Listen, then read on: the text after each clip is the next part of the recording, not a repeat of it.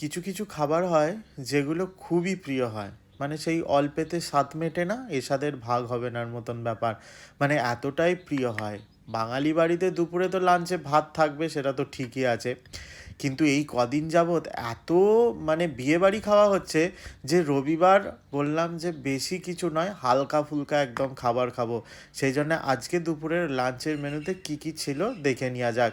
গরম গরম ভাতের সাথে একটু স্যালাড, লেবু তো ছিলই, তার সাথে ছিল হচ্ছে আমার প্রিয় যেটা প্রথমেই আমি খাবো সেটা হচ্ছে মাছ ভাজার তেল, আহা। তার সাথে আলুর চোখা একদম শুকনো লঙ্কা পুড়িয়ে পেঁয়াজ ভাজা দিয়ে মাখা, আর তার সাথে এই কাতলা মাছ ভাজা, যেটা পেঁয়াজ রসুন আর কাঁচা লঙ্কা বাটা দিয়ে ম্যারিনেট করে রেখে ভাজা।